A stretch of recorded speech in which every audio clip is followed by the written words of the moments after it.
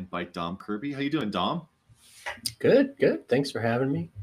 Yeah, absolutely, man. I'm excited to have the conversation today. It's something you and I have been chatting about for a while, so it'll be fun to jump It into is. that. And today we're going to talk about keeping our kids safe online. It's good timing with back to school. It's a hot topic in my world because I got a 12-year-old and just trying to navigate the world of how do you take a small human and slowly introduce them to the insane world of the internet. But before we jump into the details, Dom, why don't you tell us a little bit about yourself and your background and go from there? Yeah. So I am today the Senior Director of Professional Services at Pax8. So I oversee an awesome team of engineers and project managers that implement stuff for our partners, including you guys. So very, very sizable, mature Microsoft practice. I'm rather proud of it. And then I do a lot of cybersecurity initiatives for myself, and obviously for Pax8 around education and learning myself and growing that space and trying to raise the tide. And increasingly, like I am trying to get more at younger generations that are coming into a world that is different than the world you and I came into when we started working. Oh Right? yeah, oh yeah. Well, we were just talking. It's a world that's different than having a 12-year-old 2 years ago. Right. Just legitimately moving quickly. So today is going to be a little less business focused. We're not going to be selling a whole lot today. We're not talking about Azure today. We're kind of taking a little detour and just talking about a topic that I think is critical for a lot of us. And honestly, it's a place that I end up kind of feeling. I don't have a lot of empathy. I have a lot of empathy for people because I'm a nerd. This is what we do Yeah. professionally. I managed networks for years. Like I know this stuff. I live and breathe this stuff. Now maybe I don't manage, content filters for a living, but I'm technical, right? And I'm struggling with this, man. It's a tough challenge to solve, and I really feel for the people who are non-technical trying to cover their kids. So I think sometimes one of the places that I think it's important for us to talk about before we get into kind of the nitty-gritty details is like the why. What are we worried about when we're talking about these kids online? What are some of the things that come to mind for you, Don? In cybersecurity in general, we're always trying to threat model, right? Because we understand what can happen, but we really need to understand what's likely to happen. And I think that's what's changed because it's a world where we absolutely must empower our kids to use and be good at technology, right? Like it doesn't matter what industry they're going to work in anymore. Your electrician pulls out a tablet to run your quotes, right? And do all of that digitally. So it really doesn't matter what you're doing. So you have to do that, right? And I think with AI, I also feel the need to teach my kids like how to properly and ethically and safely use AI, right, to their advantage because everyone else is, right? And that's going to be important. But at the same time, like everything introduces new threats. You can go back as far as you want to the dawn of the internet, right? And adult content is obviously a massive thing that we all worry about. And I've had firsthand sort of discussions where those discussions are had about the other threats of sort of predatory activity and all that stuff that keeps us up at night. And now we're also introducing this concept of chatbots and some of the riskier ones and the unfortunate outcomes that have happened there. These digital companion things that have come out of AI, which are super weird. But and like how do you navigate that and protect them, like we're saying, but also make sure they do know about it and they do know that it exists, and how to sort of regulate. And that's a very like psychological challenge at that point, right? You can't solve that with tech.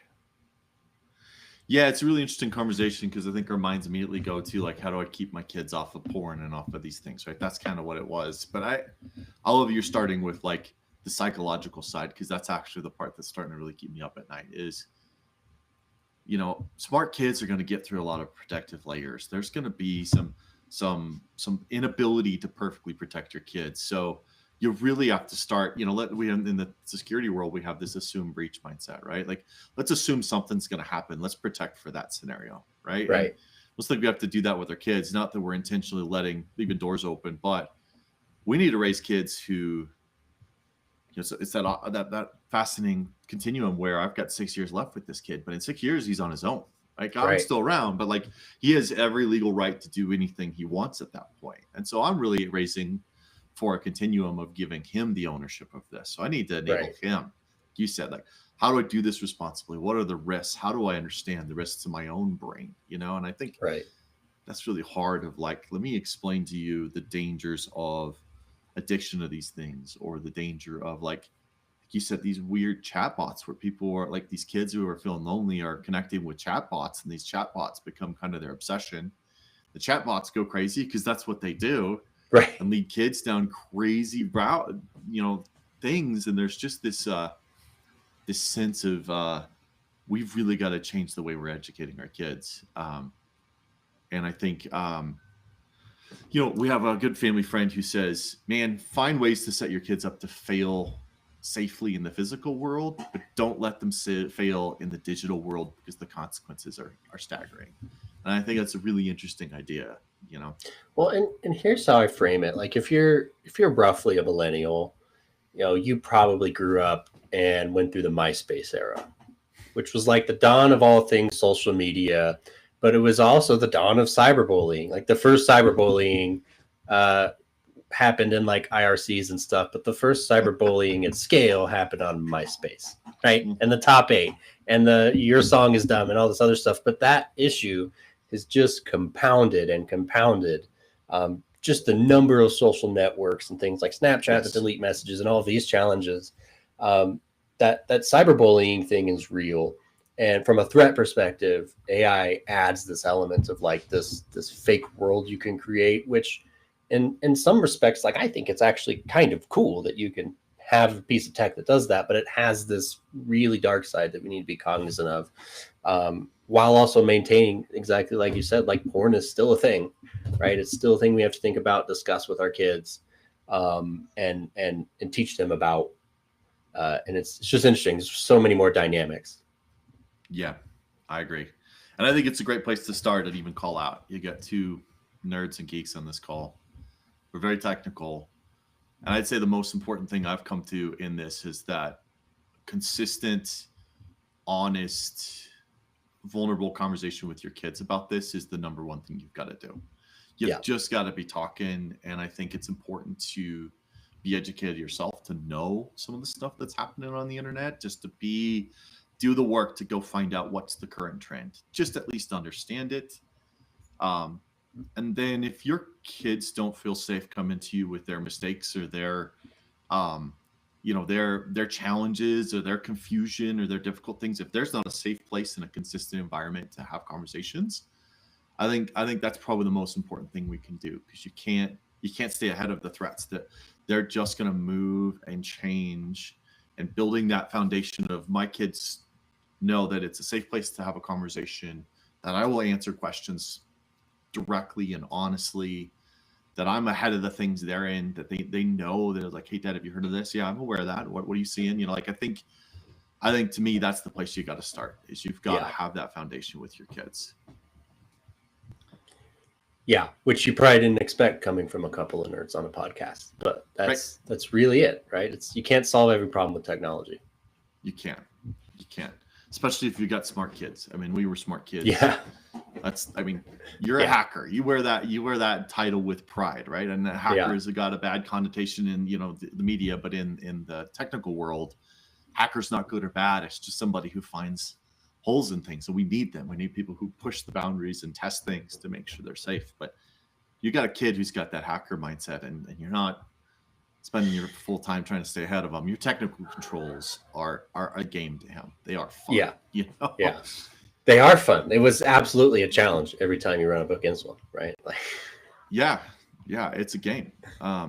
But that's also not to say that you don't put in some basic controls and you say, hey, we're gonna do some of the smart stuff. So let's go back on from kind of the high level, like, hey, we got to think, we got to connect with our kids, we got to have those conversations. We've talked a little bit about the risk here. Let's talk about like some practical controls. What are some of the security tools you're using? And actually, before we get to that, let's talk about the difference between security and prevention versus monitoring and alerting. Like kind of that. Both are necessary when you're talking about your kids. How do you approach those two things? that conversation has evolved too, right? And the idea of like individuality and privacy is an interesting one, and it is an important one, right? Like your kids, particularly as they get over. I have a 14-year-old, right? They need space. They need the ability to form their own personality and thoughts and opinion of the world. So like, how do you balance that with I do need to know what you're up to so that I can intervene if something's not right. And I don't know that I found that balance, right? But for me, monitoring is really just, it's really basic. And I think a lot of people miss that, right? I'm interested in what you're searching for and who you're texting and those sorts of things. And you should be able to sort of extrapolate from there what's going on. So the technical tools I do use do tell me, like, what websites have you visited and what have you searched for, and those sorts of items. And I'm not at a point where I've decided to let social media in terms of like Instagram or anything into their life. But that's another area. Like if you have, that is something you've got to be, you know, it's, hey, I have to be following you on Instagram or whatever. And I get to see it whenever I want. And that just has to be a condition you come to. And that's sort of, for me, how you balance that privacy or individuality expectations. Say, I'm giving you this privilege in exchange for the right to understand what you're doing on it. That's interesting. You use that language. It's a conversation we've had multiple times in the last couple of months with my 12-year-old of like, privileges come with the, you know, the responsibility, and also you're in my house, and until you're 18, you're under my rules, and those are going to get lighter and lighter as you get older. We've had to really work through that because he's got that younger mindset. Well, it's my Apple Watch. I help pay for it. Right. Yeah, you helped pay for it, sure, but I'm paying for the cell service, and regardless, you're in my house. I have a responsibility, a legal and a moral responsibility to care for your safety, and you don't have rights to privacy in that same way. Just and you know, sometimes he's like, that's just not fair. I don't want to be under your authority anymore. It's like, and I have no rights to my company computer, what I do on that. And if I do the wrong thing on my personal computer, that also will get me in trouble. There is no real like true like freedom and privacy anywhere in life to some level. Now we work to maintain those things and understand that and make good decisions. But the reality is we're always going to live under some level of oversight. So that's important for your kids to understand. And those are important to go through those layers. Mine loves to pull like the First Amendment out and stuff. And it's hilarious, but like we've moved into this conversation of like, you know, society is built on rules, and we function because of rules, and because enough of us follow those rules that we can cooperate. And when you're a minor, when you're under the care of your parents, like it's a different society for you because you don't understand the rest of society. It's the whole cliche of like, you know, we all wish we were grown-ups and now we would love to be a kid again, right? It's the same concept of like, your rights and your privileges look different because you're learning how to have and use those rights and privileges. And if I just let you free, you're going to be a terror, and it's going to be a problem for you and for me, right? And I think that just open discussion of like, look, you know, and he was studying government at the time, obviously. Like it's just, and I think drawing out those differences is helpful. Yeah, I agree.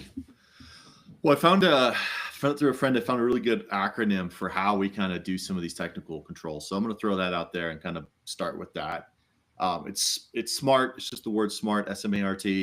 Stands for security, monitor, awareness, reduce screen time, timing for social media, which is something you brought up, so we'll get to that. And then they've added AI at the end of it because it's just become this massive piece of this. So on the security front, what are some of the tools you use? What are some of your approaches just to make helps enforce some of those security boundaries you'd like in place? So I wrote an article about this on my blog. I don't know, it's probably 2 years ago. And one of the biggest things I drove home, like I am a big nerd. I also have access to a lot of enterprise technology that would do like a fantastic job at this. But also, looks like my camera crashed. We'll fix that while I talk. But also there's this element of like other people have to be able to do this, right? Yes. And if you don't have that particular piece in mind, like you're going to build this very ornate thing that like only you know how to use.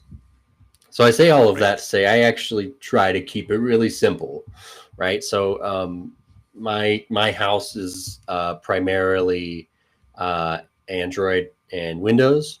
So like I use the tools that are available, right? I have a Microsoft 365 subscription and I use the Advanced Defender that comes with that because it's very easy for anyone like my wife to understand what's happening there. They're not administrators, like these basic controls that we all go about in our day-to-day lives, right? So Riverside is telling me I should come back. Well, if you want to jump out for a second, come back in, get your camera going. I'll pick up with what you're talking about and share some of my thoughts. So, cool. Okay. Well, while Dom's dropping, I actually have a very similar approach where I'm very technical and I could jump into some very technical tools, but I have this deep desire to not spend my free time doing nerd stuff because I do it for work. And so I enjoy non-nerdy things. So I'm similar in that I try to use simple tools. I don't get all technical and have a bunch of complex networking equipment.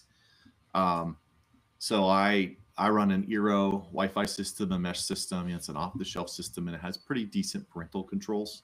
So I'm able to do some content filtering, do some scheduling, which I think is really key. I highly recommend taking your internet at your home and turning it off after hours, because middle of the nights when kids get into trouble, they're bored, they can't sleep, they start poking at stuff. They have free time. You're not around to watch. So I lock down stuff after hours. But I think there's value in just using the tools you do have access to. If you have Comcast, they have some controls there. You can start, if you look at your network router, most likely you can really dial in some stuff as a layer one. And then I like what you're talking about, that there are some really good tools built into each of the platforms. And maybe we go through each one of those. So let's start with Windows. Sounds like you're using Defender capabilities. There's some interesting screen time capabilities in the Microsoft Family Safety tool set. Family Safety is exactly what I use, right? So it's got screen time and it's got questionably effective content filtering, but it has content filtering, and app control and those sorts of things. And it's simple, right? So I actually get a weekly email of like, hey, here's what kid A did on their computer this week. And it's like, here's the searches you should think about, and here's everything else. And that in and of itself, right? I'm someone who gets like a ton of email, and even at work, and I even coach people like, you gotta tell me what you need in the first sentence so that I know, like, and it's the same concept. Microsoft has done a good job there. And then if you buy M365 Family, which I do because I use the Office Suite, obviously, and the storage, it also gives you this Defender product that is like a very light touch MDE. Like, it's got all the concepts and technologies, but they've obviously ripped out all the management pieces and just kind of made it simple. So I feel good from an endpoint perspective. And it applies really good controls, like out of the box. Yeah. And I think the thing you're going to hear probably from both of us is, because we live in a world where we're involved with cybersecurity, we've learned that the best security is in layers. Right. So I want not one control. I want 3 or 4. So my network's locked down, and it's going to not let you get to a lot of sites, but you're going to get around stuff there. You're running your safety app. Yeah. There's a really easy thing for your network that I tell everyone. So Cloudflare has a service called 1.1.1.1. It's a DNS provider. They have another one called 1.1.1.3, and it uses DNS technology to block malware, which is great, but also adult content and other like stuff you wouldn't want kids to do. And you don't have to configure it. You just point to those DNS servers and it does the rest. Yes, that's great. Actually, it was on my list too. I love the Cloudflare product. So you got maybe a network level from whoever your internet provider is. It's only so effective. You've got your DNS level from Cloudflare. It's a different database, a different set of rules. It's going to layer on top of that. A lot of routers will enforce things like safe search and that sort of stuff. And I do think it's really important that you do something at the network level. Most people are oblivious to the fact that every game console, your Switch, your Xbox, your PlayStation, they all have browsers that can be accessed in them. Your smart TV has a browser, most likely. Your Alexa can be, there's a lot of ways you can get around tools. People got those little Game Boys now, the new Game Boy emulators. All those things have browsers, and your Kindle has a browser in it, right? So not having a network-wide protection where you're just saying, hey, everything on the network has at least a base level, because you're not going to be able to put filtering software, monitoring software on all those tools. They just don't support it. Well, or when friends come over and they bring a device, right? There's at least a base layer of, hey, don't do that. Yeah. So network level, some tools, like you said, some alerting, some monitoring. So we talked about Windows. I do a lot of iOS at my house, so we're mostly in a Apple house on the consumer devices. We do have a Windows PC, but on those,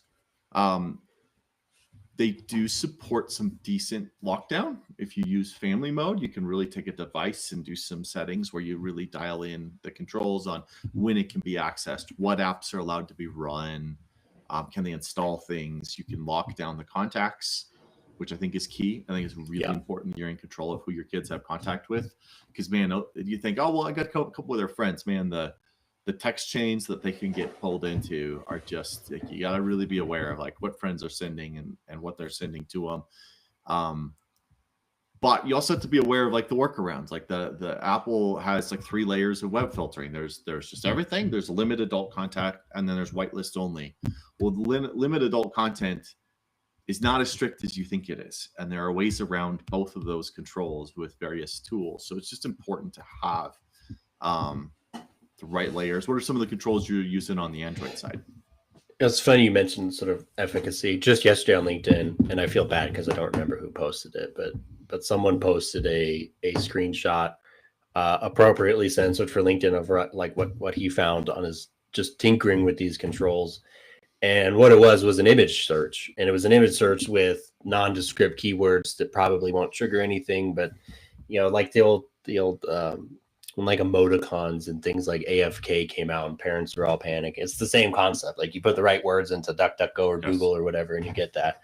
And that's just going to happen. That's why we keep saying supervision is so important in conversation. So we largely have Android mobile devices. So we use Family Link, which is Google's equivalent. And it does a good job, right? I can set those time controls. I can set controls. What I really like is around what applications they can download and use, and I could revoke an application at any moment. So if they ask for one, it's also nifty. It's got an approval flow. So if they ask for one, I get a little thing.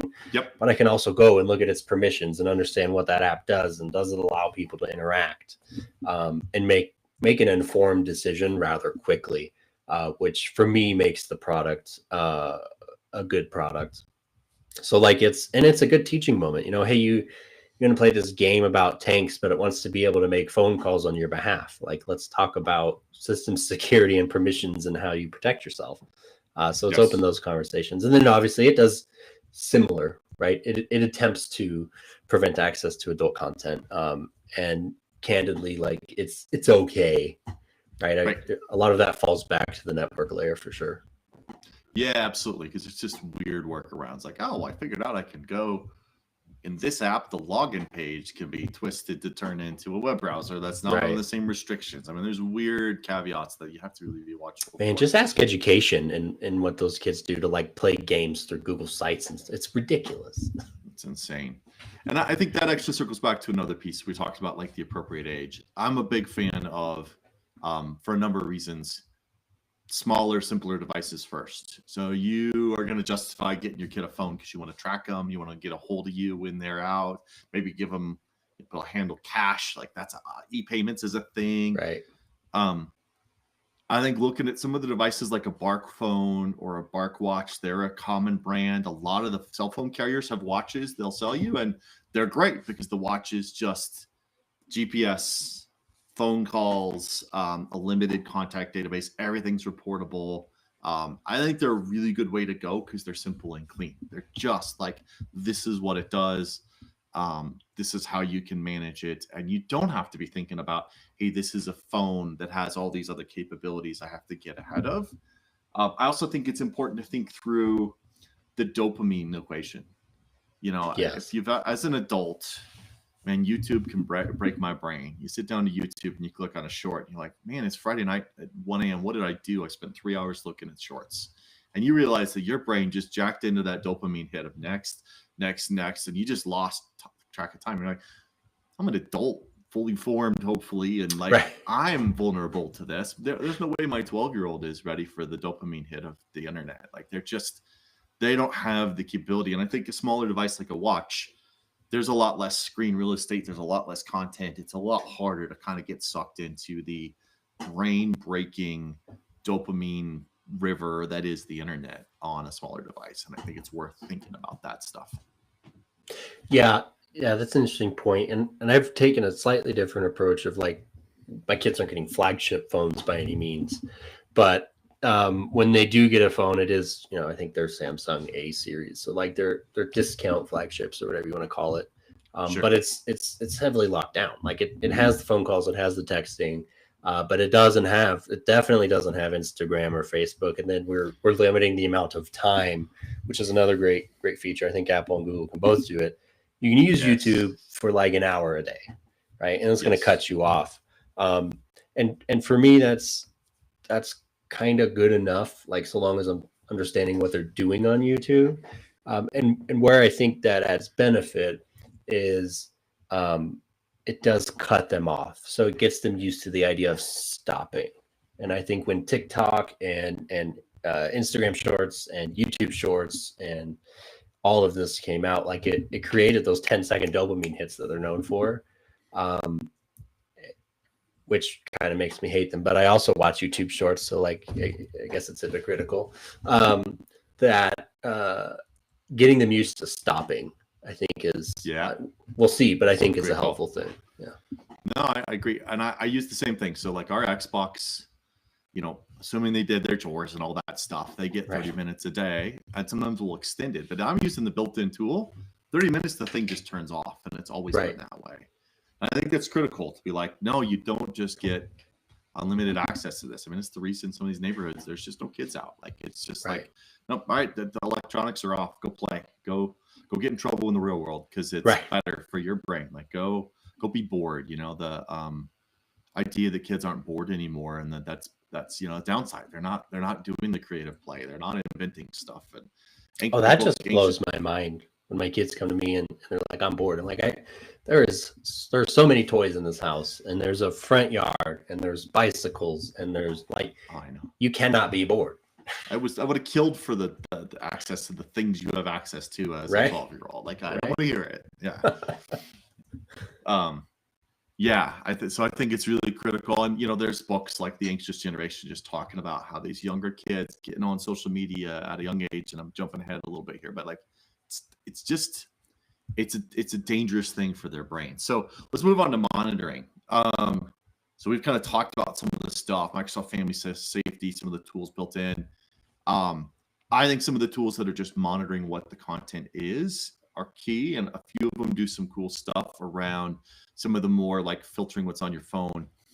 Do it via like almost an MDM level, network level thing. They're running always on VPN and wiring into the MDM side.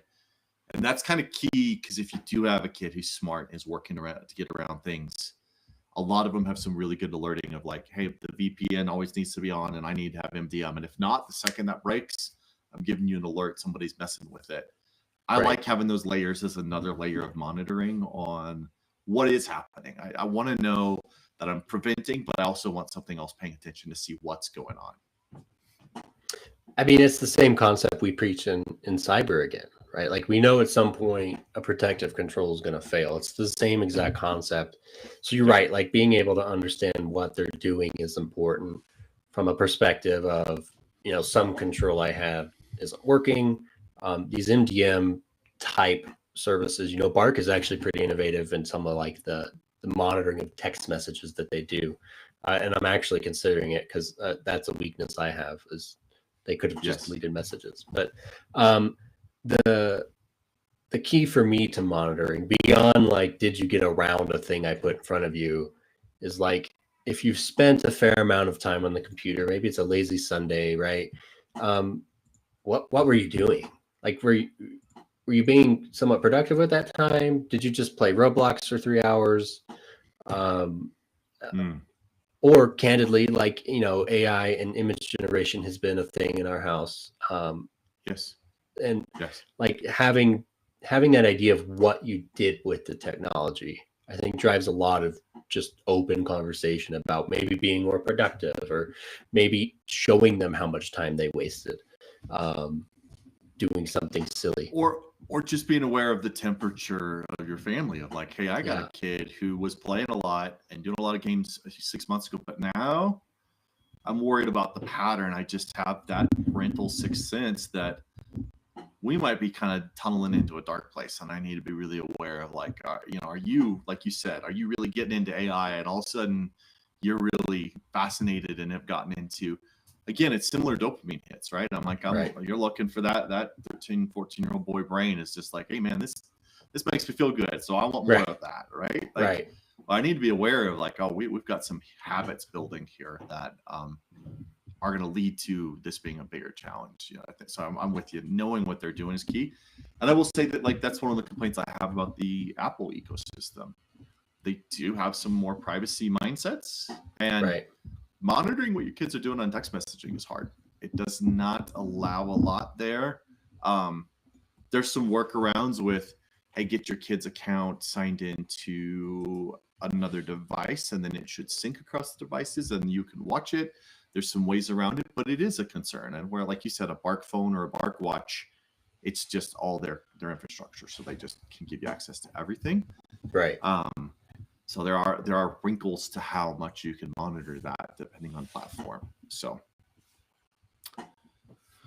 I love you've talked about it a couple times, and we'll get into this more in our next episode about some of the kind of education around privacy and phishing and identity theft and freezing credit for your kids and all these things. But I do think just educating them. I mean, let's talk about some of the stuff you're seeing with just the stories you're hearing, like you said, of like AI-based manipulation of kids. I think that's a real concern right now. Just the dark holes that can go down is just scary and a thing we haven't had to deal with before.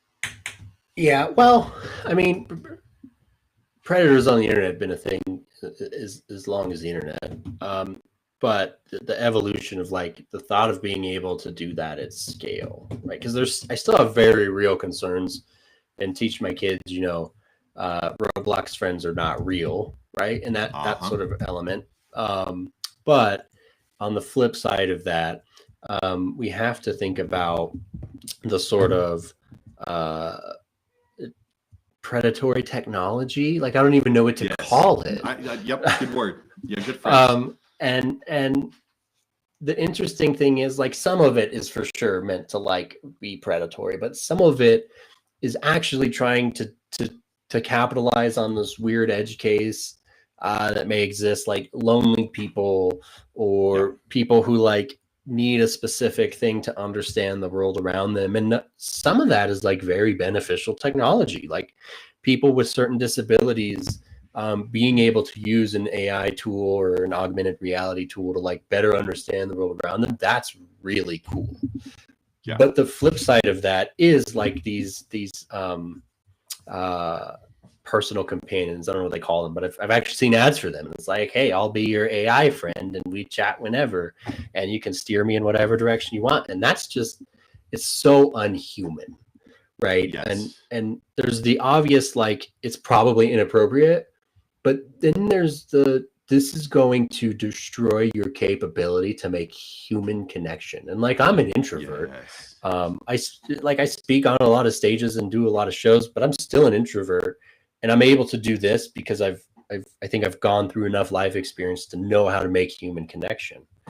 If I had some like creepy, chatbot, I think it would destroy that. Oh yeah. Because it's much easier just to stay at home and talk to the chatbot than to deal with the awkwardness of walking into a social environment, completely agree. And there's weird forces at play.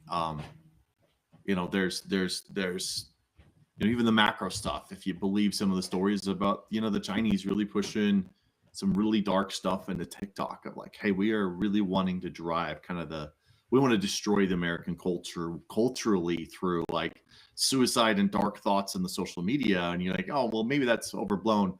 I don't know. I've not run into it myself, but I've heard enough people are like, man, there's some scary stuff when you go into those corners of the internet. Well, even there was this, I'm an Instagram user, my kids aren't, but like there was this day on Instagram, I don't remember, it was like a month or two ago. And like if you were watching reels, like every other reel was some sort of like highly violent situation or death. I heard about this. And allegedly it was a bug, but you were gonna see somebody die that day. Like you were gonna see a video of somebody dying, and like I had friends who were like, I didn't sign up for that, and that was it's wild. And then you're seeing people like Zuckerberg saying, hey, if you're lonely, you're having trouble making friends, you need a therapist. Guess what? Our AI chatbot can do all of that. And you're like, I mean, I'm hearing in China that's a thing like that. Hey, DeepSeek is the companion of the day. Go be friends with that in a world where you don't know how to connect with people. And with you, I'm very worried about the number one, what you're doing to your child's psyche and approach to life. Of like, no, I need you to go outside and talk to humans. Like you have to deal with the real world, and you cannot get sucked into your brain is so malleable into a world where you think that way. But right. I also worry that once they're hooked, then it can be used for terrible things. And you've heard stories of like people who were like, oh yeah, me and this AI bot, it became my everything. And then it told me to go jump off a bridge. And so he did. And then that's a story. And that story happened. That's an edge case. But that was real, where the AI bot was like, hey, you seem suicidal. Let's lean into that. You seem to want to talk about this. Yeah, why don't you do that? People in your space do that. So let's do that. And you're like, man, that's just not something I want my kids exposed to. And you can't safeguard that at scale because like credit where credit's due, like OpenAI is actually decent at understanding when something's going to go that way, and it will intervene and stop the conversation and tell you like you need to call 811 or whatever you need to do.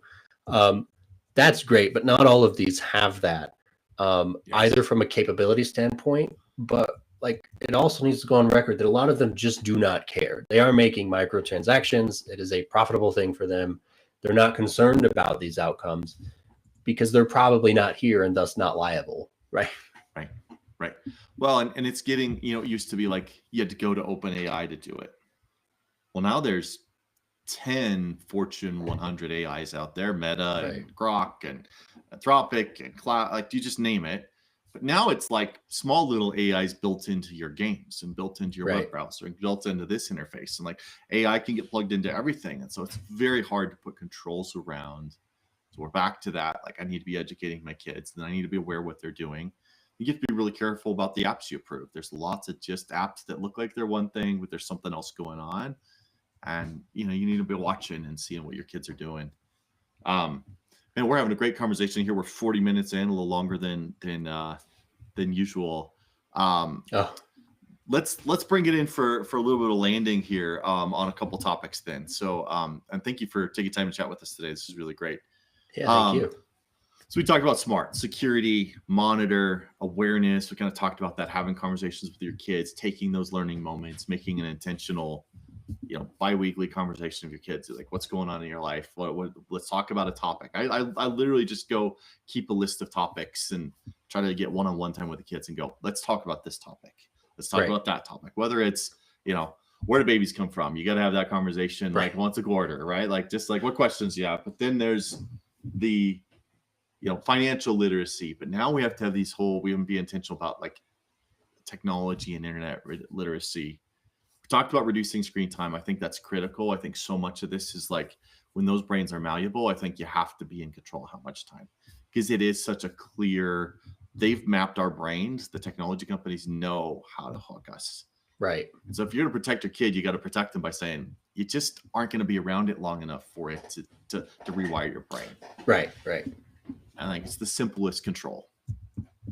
That's like number one. And I think, we've talked a lot about protecting your kids, and it's obviously critical, but also think about enabling them. The same reason, like, my kids know how much money I make and they understand like how the bills work, right? They say they understand how the bills work.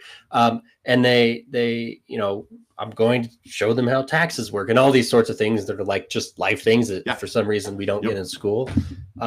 Also, here's how like you can use technology to be better, to be more effective, or to be I don't know, more powerful. And I think that's really important, especially in the AI age, right? Of, you know, you and I use Copilot, and it does a lot of things for us, and we've figured out like how it enables us, and that's like that's information we need to be passing along. Here's how I use Chat GPT, not to like plagiarize my paper, but to like research and save me hours of time there. But I still validate and make sure the research is legit and write my own damn paper, right? And I think those sorts of concepts are going to become more and more important, because someday your kids are going to be in the workforce, and they're going to be in a workforce that is wholly dependent on technology, which means their success is going to be largely dependent on, can they use technology?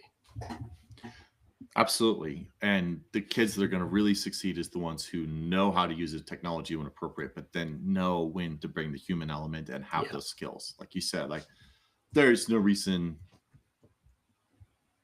that they don't. I mean, you've got to make sure they have that experience of writing those English papers. It sucks. Right. I hated it. I wouldn't go back to it. Now, actually, as an adult, I like some of that stuff better than I did when I was that age, because my brain works differently. But Right. like, you got to go through that. You have to have that experience, because sometimes you got to write a difficult email.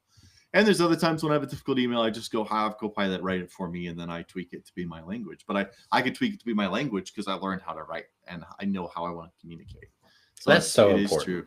Right. Like I wrote a part of my job is strategy, which means I write these super fun strategy documents. The last one it's almost done. It's 26 pages.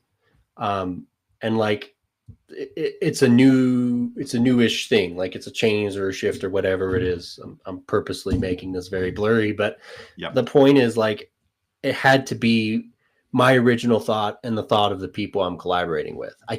You cannot AI that. You know, we had Neil deGrasse Tyson at our event, and he said, only we can dream. And I think that's really important. People have to have the original thought for technology to be able to do anything with it, which means you have to be able to articulate that thought, whether that's in writing or talking or texting or video, like however you're going to articulate that thought, you need to be able to do that. Yeah, I agree. And so much of that happens with, hey, I'm going to have you in public places doing things with other humans, you know, and like there's not, are you in martial arts? Are you in sports? Are you in band? Like, do you have extracurricular where you're forced to have the experience we all had, where you show up and you feel awkward as hell and you don't know what to do and you're 12, and you know, like you have to go through that. There's just no short circuiting those experiences, because that's how we grow up. That's how we learn. That's how we become capable of all those things. And like you said, then you've got the skills to do those things. And then I'm sure you wrote that, but then you probably had AI help you with wording and with organizing it, I'm a big and nerd. Proofreading it, and because like I find, I'm like, oh man, that's way better wording. You got I wrote the idea, but you worded it better. Thank you. Right. You know, that's where it's valuable, and I want my kids to have that skills, those skills of like, yeah, there's no reason for you to create a 45-page PowerPoint for something you need a 45-page PowerPoint. Let PowerPoint do that for you, right? And then go tweak it. Like go save yourself 8 hours. But still put the 2 hours in that make it yours. You know, so those are skills. Oh, it's a superpower. I'm a C writer at best. Like I'm pretty sure I finished English with a C, and which is fine. Like I was fine with that. I passed.